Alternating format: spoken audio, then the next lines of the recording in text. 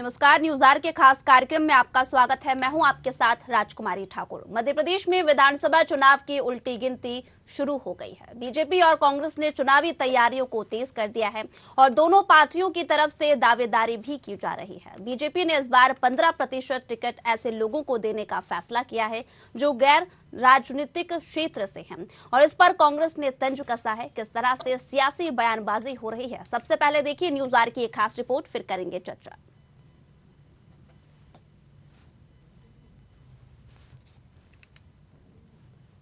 तो मध्य प्रदेश में 15वीं विधानसभा का कार्यकाल 11 दिसंबर 2023 को समाप्त होने जा रहा है। साल के अंत में होने जा रहे विधानसभा चुनाव की तैयारी राजनीतिक दलों ने तेज कर दी है। दोनों ही प्रमुख दलों के नेताओं ने आरोप प्रत्यारोप और वादों का सिलसिला भी शुरू कर दिया है। साल 2023 की बात की जाए तो चुनाव में उत्तरी बीजेपी ने 200 पार का नारा दिया है और कांग्रेस ने 150 सीटें लाने का दावा किया। कांग्रेस ने विधानसभा चुनाव के लिए पूर्व सीएम कमलनाथ का चेहरा आगे कर दिया है। माना यह भी जा रहा है कि कमलनाथ की अगुवाई में कांग्रेस चुनाव लड़ेगी। पीसीसी चीफ ने सोशल मीडिया पर दावा किया है कि कांग्रेस प्रदेश में 200 से ज्यादा सीटें लाएगी। वहीं बात की जाए तो चुनाव का अनुभव करते हुए कांग्रेस के प्रदेश अध्यक्ष कमलनाथ ने भी घोषणाओं की छड़ी लगा दी है। जहां बीजेपी प्रवक्ता दुर्गेश केशवानी का कहना है कि बीजेपी सबका साथ, सबका विकास और सबके विश्वास पर काम करती है और समाज में जो लोग अच्छा काम करते हैं उन्हें आगे आना चाहिए। और इसी के दरमियान यहां पर तमाम पार्टियां अब चुनाव में जुट चुकी हैं।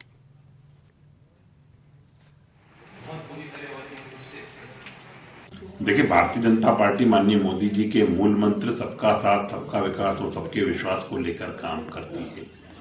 सभी समाजों को, जो समाज में लोग काम करते हैं, जो कुछ अच्छा कर रहे हैं, निश्चित रूप से ऐसे सभी लोगों को आगे आना चाहिए। और भारतीय जनता पार्टी में जो भी निर्णय है वो सामूहिक निर्णय होता है। वार्ड से मंडल, मंडल से जिले, जिले से प्रदेश, प्रदेश से केंद्रीय नेतृत्व तक सब नाम जाते हैं और हमारे यहाँ पे जो निर्णय होता है वो सामूहिक निर्णय होता है। उसी को शिरोधार्य किया जाता है।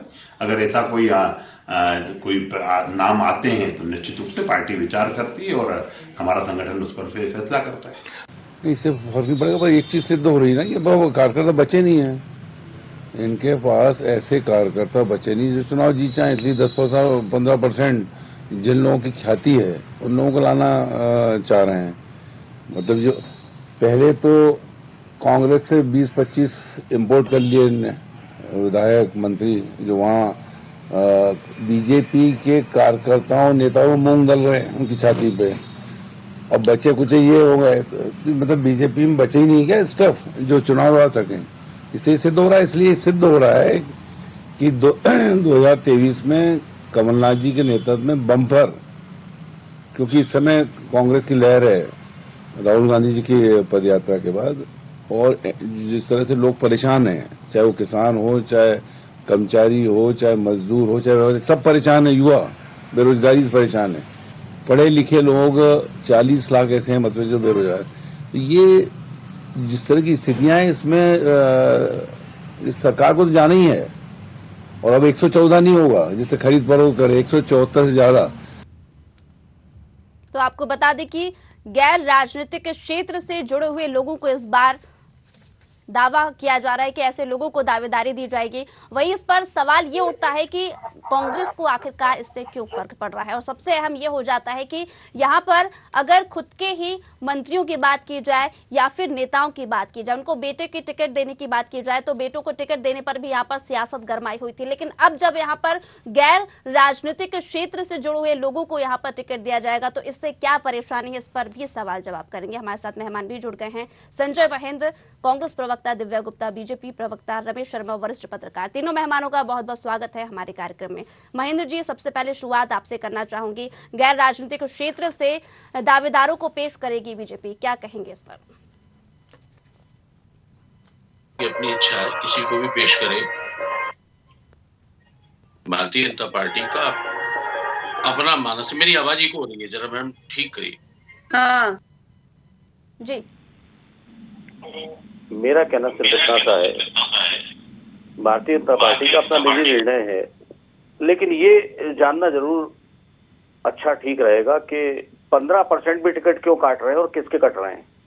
निश्चित रूप से बीजेपी के अंदर भारतीय जनता पार्टी के आला कमान को पता है कि नाकाराओं की एक लंबी लिस्ट है, तो उनको दोबारा मौका मिलने का कोई चांस दिख नहीं रहा। और अगर गुजरात मॉडल लागू किया गया, जिसका जिक्र अभी बीजेपी के कुछ लोगों ने किया भी था, ऐसा अंदेशा भी जताया था, तो मुझे नहीं लगता कि 35 से 40% भारतीय जनता पार्टी के लोग चुनाव नहीं लड़ेंगे। और वो लड़ भी ले तो उससे कोई फर्क नहीं पड़ता। मैं आपको बताऊं, मध्य प्रदेश की जनता अपना मन बना चुकी है, क्योंकि मध्य प्रदेश की जनता इनके झूठे वादों से, इनके कोरे वादों से इतनी त्रस्त हो चुकी है कि जैसे अभी शिवराज सिंह चौहान जी ने, आपने देखा कि चुनाव नजदीक आए तो उन्होंने एक इन्वेस्टर मीट कराई थी, जिसमें खुद ही मीट में शामिल होने वाले उद्योगपति ये कह रहे थे कि भाई साहब बैठने की तक तो जगह नहीं है, पीने के पानी तक की तो व्यवस्था नहीं है, हमारी कुर्सियों पर कोई और बैठा हुआ है, तो इन्हीं से करवा लो इन्वेस्टमेंट, फिर हमको क्यों बुला लिया यहाँ? तो भारतीय जनता पार्टी की सारी कथनियों कर दी जनता स्पष्ट रूप से देख रही है। महंगाई, बेरोजगारी और भ्रष्टाचार पर लगाम लगाने में बिल्कुल विफल रही है भारतीय जनता पार्टी की सरकार। लोक लुभावन नारे और वादे और पेपर भर भर के एडवर्टाइजमेंट चाहे दे दो, उससे जनता आपको वोट नहीं देगी। दिव्या जी, काम करने वाले कार्यकर्ता बीजेपी में बचे ही नहीं है, इसलिए अब गैर राजनीतिक क्षेत्र से कार्यकर्ताओं को बीजेपी उतारेगी, क्या कहेंगे? मेरा ख्याल है थोड़ा सा हम ये जो बहुत सारा स्वांतः सुखाए वाला जो उद्घोष हुआ है अभी, मेरे मोदी बहुत सम्मानीय है, तो मैं उनको सिर्फ इतना आगाह करना चाहूंगी कि गुजरात मॉडल को पहले आप समझें कि गुजरात मॉडल है क्या। गुजरात मॉडल में जो मादा रखने, सर इतने भी हास्यास्पद नहीं बोल रही कि आपको इतनी हंसी आ जाए सर।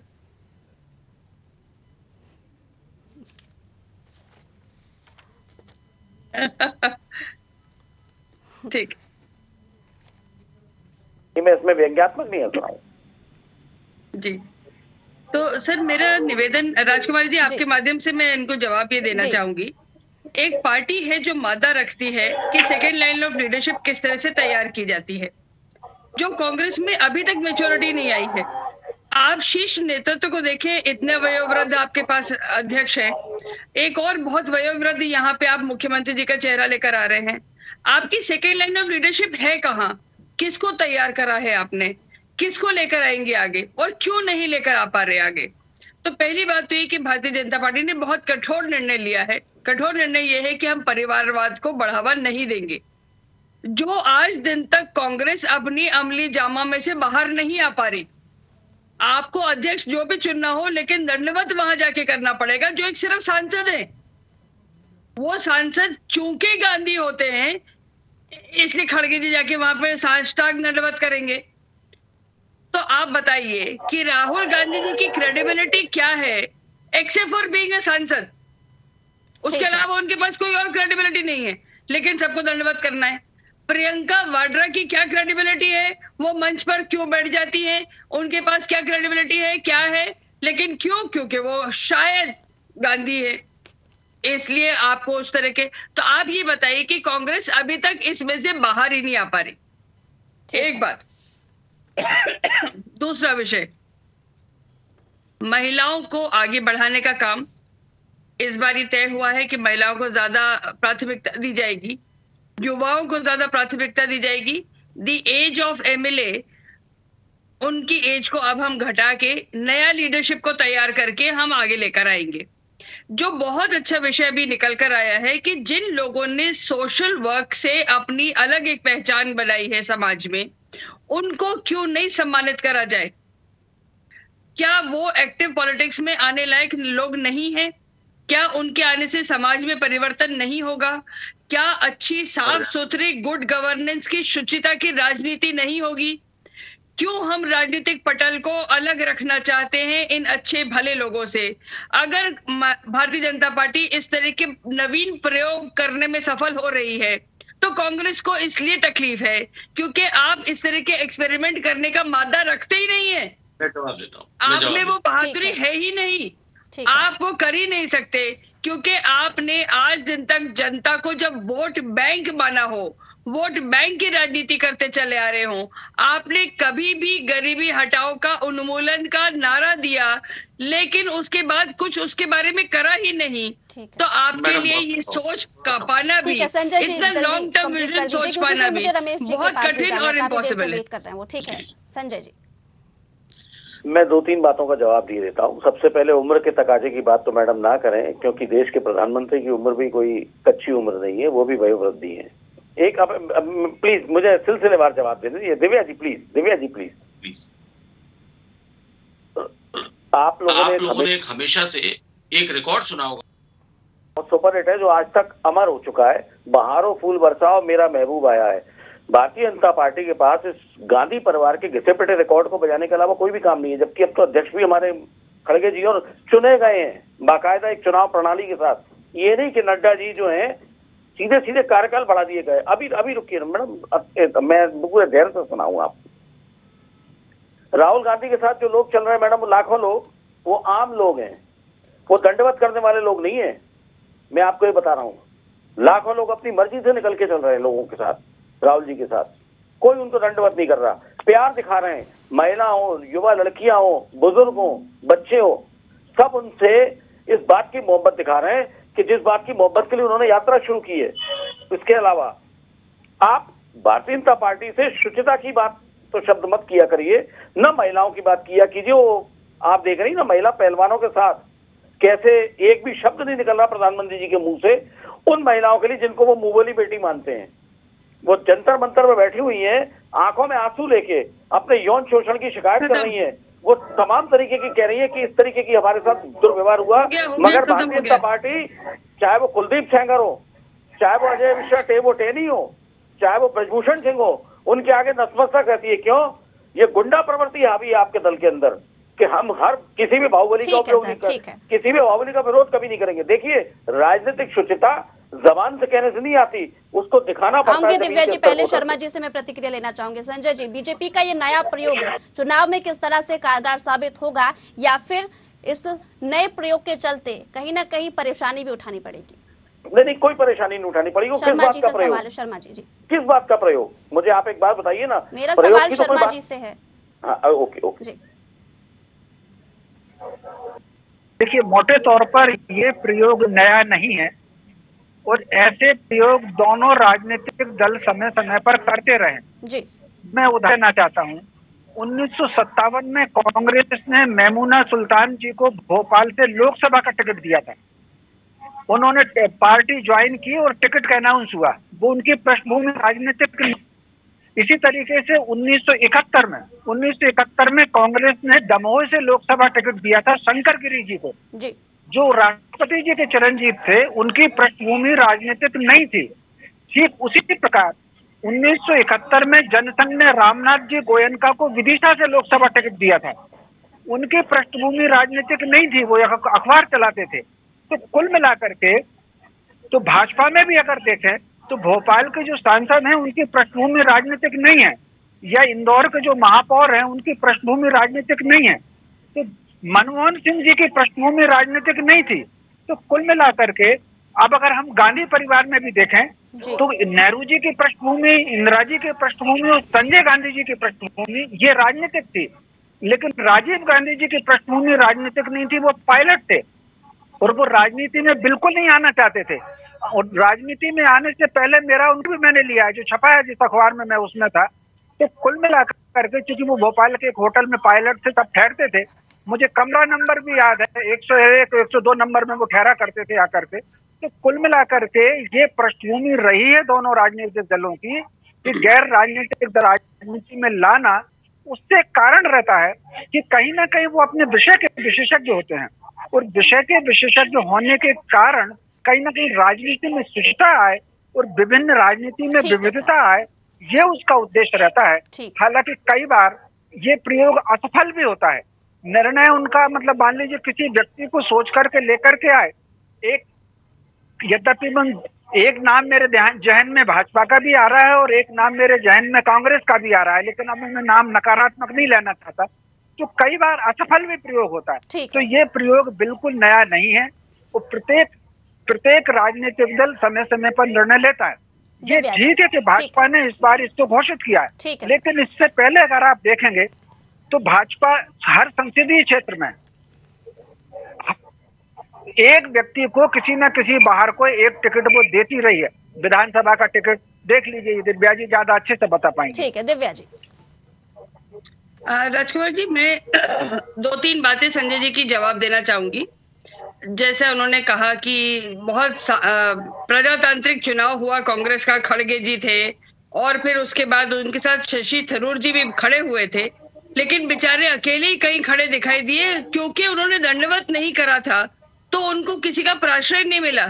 बेचारे अकेले व्यक्ति वो यहाँ से वहां घूमते रहे, उनको एक बैठने की कुर्सी तक नहीं दी जाती थी क्योंकि खड़गे जी क्योंकि ऑफिशियल कैंडिडेट घोषित हो गए थे और शशि थरूर जी अपने मन से खड़े हुए थे। तो इस तरह का कोई प्रजातांत्रिक चुनाव की जो ये घोषणा करते हैं, ये बड़ी बड़ी विचित्र घोषणा है। और फिर दूसरी बात ये कि राहुल गांधी जो अभी तक अध्यक्ष होते चले आए थे, अब रिस्पॉन्सिबिलिटी नहीं चाहते। रिस्पॉन्सिबिलिटी क्यों नहीं चाहते? Because power is poison. अरे पावर अगर पॉइजन है तो फिर आप यहाँ हैं क्यों? फिर कर क्या रहे? फिर ये यात्रा क्यों निकाल रहे? और यात्रा में अपने आप को फिलोसोफर बताना चाहते हैं, गांधी बताना चाहते हैं, लेनिन बताना चाहते हैं। और आप अगर इतनी फिलोसफी झाड़ ही रहे हैं तो फिर पॉलिटिकल भाषण क्यों दिए जा रहे? घिसे पिटे पॉलिटिकल भाषण, शहर दर शहर एक ही भाषण आप दिए जा रहे।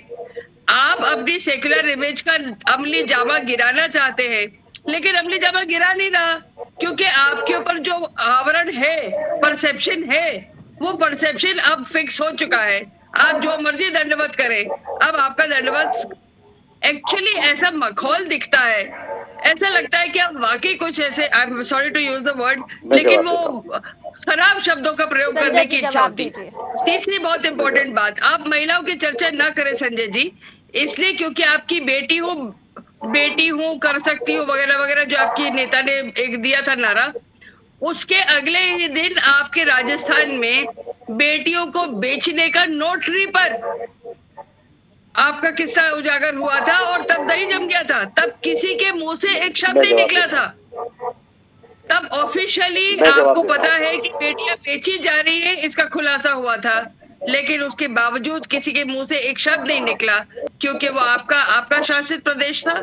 आप यहाँ पे इस तरह की बातें इसलिए कर सकते हैं क्योंकि आप विपक्ष में हैं, लेकिन जहाँ आप पक्ष में होते हैं वहाँ आपके लिए बेटियां प्यारी नहीं होती। ठीक है दिव्या जी, थोड़ा सा अंतर्मन में झांकिए संजय जी। मैं आपको जवाब देता हूँ। देखिए, विरासत की बात से अपन शुरू कर लेते हैं। तो जय शाह की कौन सी विरासत है? उनकी ऐसी कौन सी योग्यता है जो बीसीसीआई के बोर्ड में इतने महत्वपूर्ण पद पे बैठे हैं? नंबर एक। तो ये बात तो अपन इसको नकार देते हैं। बहुत लंबी लिस्ट है मेरे पे बीजेपी के नेताओं के पुत्रों की, बहुत लंबी लिस्ट है, और उनके पदों की भी। हम इस विवाद में नहीं पड़ेंगे। मुद्दा इस बात का है कि राहुल गांधी से भारतीय जनता पार्टी इतनी भयाक्रांत हो चुकी है कि वो ही घूम फिर के उनके पास वही 1-2-3 मुद्दे होते हैं, ऐसा अध्यक्ष, वैसा अध्यक्ष, ऐसा वैसा। लाखों लोग चलते हुए नहीं दिख रहे, आंखों पे बंधी हुई है पट्टी। जनता परिवर्तन के लिए स्पष्ट रूप से कह रही है कि भैया इनके वादे बहुत हो गए, इनको अब हम सबक सिखाएंगे। वो नहीं दिख रहा, वो किसी को नहीं दिख रहा। और रहा सवाल बेटियों की सुरक्षा का, तो मैं आपको बता दूं, इस मामले में कोई राजनीति किसी भी प्रकार की स्वीकार नहीं होती। महिला, बच्ची, किसी की भी हो, किसी भी पक्ष की हो, वो पूजनीय होती है।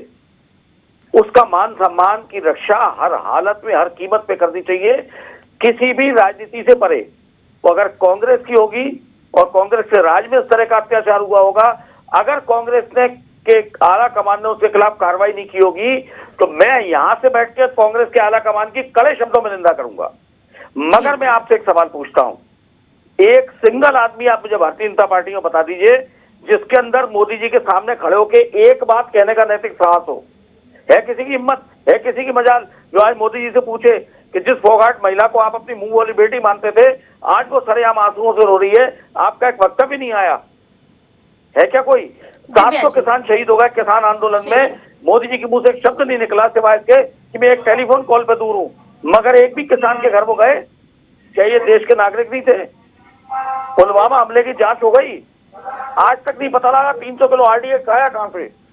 देश में आप हैं, केंद्र में आप हैं, सत्ता में आप हैं, कश्मीर में पंडितों के नाम पूछ पूछ के हत्या हो रही है, वहां पर आप बैठे हुए हैं। साल साल भर तक आप इंटरनेट बंद करते हैं, लोगों को बरगलाते हैं, अपने चैनलों के ऊपर, अपने खरीदे हुए चैनलों के ऊपर आप चाहे जैसा इल्जाम लगवाते हैं, चाहे जैसी बातें करते हैं, लेकिन हकीकत क्या है?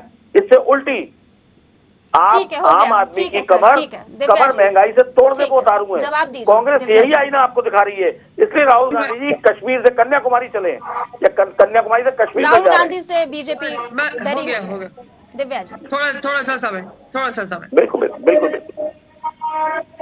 राजकुमार जी, आपके माध्यम से सिर्फ संजय जी से इतनी बात कहना चाहूंगी, बहुत अच्छा उद्घोष था उनका, लेकिन मेरा सिर्फ निवेदन इस बात का है कि हर समय जरूरी नहीं होता कि प्रधानमंत्री आके और वक्तव्य दे तो ही बात सही होती है।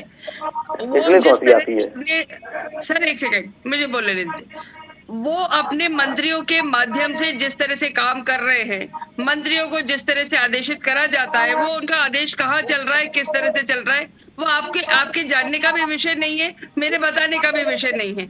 एक बात तो बहुत अच्छी। दूसरी बात, जो सारा विषय है वो सारा विषय निकल कर आएगा। आपकी संज्ञान के लिए बता दूं कि ये सारा का सारा विषय हल हो चुका है, वो सारी की सारी समस्या का निदान हो चुका है, और वो सांसद महोदय जो अध्यक्ष महोदय है रेसलिंग एसोसिएशन के, उनका इस्तीफा हो गया है। तो अगर आपको नहीं था इन्फॉर्मेशन तो इन्फॉर्मेशन ले लीजिए, तो वो भी समस्या का हल हो चुका है। तो आप जिस तरह का उसको रुदन बता रहे हैं, वो रुदन अब है नहीं। वो मामला क्या था क्या नहीं था, ये तो मामला अब थ्रेडबेयर होगा, समझ में आएगा, तब आपको भी आएगा, हमको भी आएगा, क्योंकि हवा तो आप ही लोग देने में लगे हुए थे।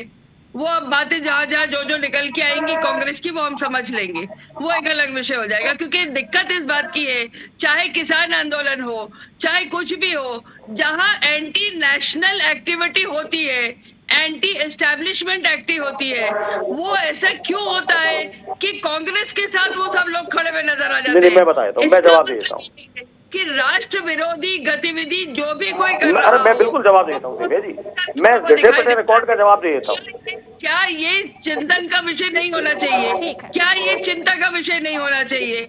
कांग्रेस में राहुल गांधी की यात्रा कन्याकुमारी से लेकर कश्मीर तक मैं जवाब देता हूँ से वो गुजरे हैं, हर जगह एक न एक राष्ट्र विरोधी व्यक्ति उनके साथ खड़ा हुआ दिखाई देता है। मैं जवाब देता हूँ ना आपको, आप क्यों इतनी परेशान हो रही है? मैं आपको जवाब देता हूँ, ऑफिशियल जवाब, मैं आपको ऑफिशियल जवाब देता हूँ इस बात का। होना चाहिए। मैं आपको जवाब देता हूँ, आप सीधे सीधे इल्जाम लगा रही है कि राहुल गांधी के साथ राष्ट्र विरोधी तत्व चल रहे हैं। आप तय कर लें कि कौन राष्ट्र विरोधी है, कौन राष्ट्र समर्थक है। पहली बात एक, अब अभी मैं आपको जवाब दे रहा हूँ प्रॉपर, आप तय कर लें कौन धार्मिक है, कौन अधर्मी है। अरे मैडम, आपकी सरकार है, आपके हाथ में सत्ता है, उन राष्ट्र विरोधी तत्वों को राष्ट्र विरोधी साबित करके जेल में क्यों नहीं डाल पाए अभी तक? मुझे तो ये बात का जवाब समझ में नहीं आता। उनको खुली छूट दी हुई है आपने सड़कों पे चलने की और फिर उनकी कैमरे से फोटो बनाने की। इस विषय में आप क्या कहेंगी? ये आगरा के फतेहाबाद विधानसभा के विधायक बीजेपी के छोटे लाल वर्मा और उनके बेटे लक्ष्मीकांत वर्मा के खिलाफ एक महिला ने शारीरिक उत्पीड़न की FIR लॉन्च कराई है। ये यूपी का हाल है आपकी।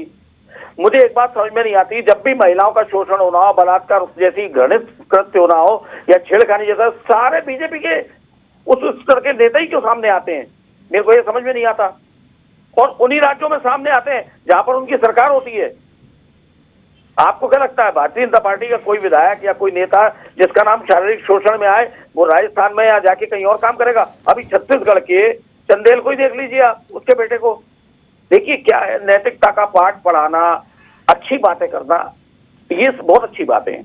धरातल पर उतरकर न्याय तरीके से देना, ये गलत बात आते हैं। शर्मा जी, देखिए बात की जाए अगर आप विधानसभा चुनाव की, आपने पहले भी कहा कि नए चेहरों को मौका देना ठीक है, कहीं ना कहीं यहाँ पे असफलता भी मिलती है, लेकिन अहम ये हो जाता है कि जो बीजेपी में पहले से काम कर रहे हैं कार्यकर्ता, और वाकई में क्या उनकी कार्यशैली पर सवाल उठ रहा है कि अपना कार्य उन्होंने अच्छे से नहीं किया इसलिए नए चेहरों को मौका दिया जाएगा, या फिर कोई और वजह? देखिए, ऐसा नहीं होता कि कोई काम अच्छा कर रहा है या खराब कर रहा है। प्रत्येक राजनीतिक दल अपने नए लोगों को मौका देता है। ये ठीक उसी प्रकार है, ये प्रकृति का नियम है। पुराने पत्ते अगर झड़ेंगे नहीं तो नई कोपलें फूटेंगी कैसे? तो मोटे तौर पर नए लोगों को अवसर देना और प्रतिशत के आधार पर अवसर देना, ये कहीं ना कहीं पीढ़ी के एक बदलाव की प्रक्रिया होती है और ये हर राजनीतिक दल इसमें करता है। कांग्रेस हो, भाजपा हो, आम आदमी पार्टी हो, चूंकि वो तो नई बनी हुई है, आप समाजवादी पार्टी को भी देख लें, हर पार्टी इस प्रयोग को करती है और मैं समझता हूं इस प्रयोग से सदैव पार्टियों को लाभ होता है। जब परिवर्तन अगर देखेंगे आप, तो परिवर्तन से बहुत कम नुकसान होता है। परिवर्तन से नुकसान तभी होता है जब विकल्प के रूप में व्यक्ति का चयन ठीक ना हो। अगर व्यक्ति का चयन विकल्प के रूप में ठीक है तो इस तरह के परिवर्तनों से राजनीतिक दल को मजबूती ही मिलती है और मैं समझता हूं हर राजनीतिक दल ये करता है और उसको करना चाहिए। जी ठीक है, और इसी के साथ तीनों मेहमानों का बहुत बहुत शुक्रिया हमारे कार्यक्रम के साथ जुड़ने के लिए। तो आपको बता दें कि विधानसभा चुनाव की उल्टी गिनती शुरू हो गई है, तमाम पार्टियां यहां पर चुनाव में जुट चुकी हैं। अहम ये हो जाता है कि आखिरकार किस तरह से जनता के बीच जाकर तमाम पार्टियां और हितग्राहियों को मुख्य रूप से किस तरह से लाभ दे। देखिए बीजेपी की बात की जाए तो बीजेपी हितग्राहियों को लाभ देने के लिए एक यात्रा के माध्यम से कहें या फिर विकास यात्रा के माध्यम से कहें, जनता के बीच जाकर योजनाओं की जानकारी देगी और जो भी हितग्राही ऐसा होगा जो लाभों से वंचित होगा उसकी भी यहां पर मदद की जाएगी। और कांग्रेस की बात की जाए तो भारत जोड़ो यात्रा एक अहम यहां पर यात्रा हो जाती है जिससे मजबूती कांग्रेस को मिलती हुई नजर आ रही है। लेकिन इसका विधानसभा चुनाव पर क्या असर पड़ेगा ये तो आने वाला समय ही बताएगा। लेकिन फिलहाल मुझे दीजिए इजाजत, जुड़े रहिए न्यूज़ आर के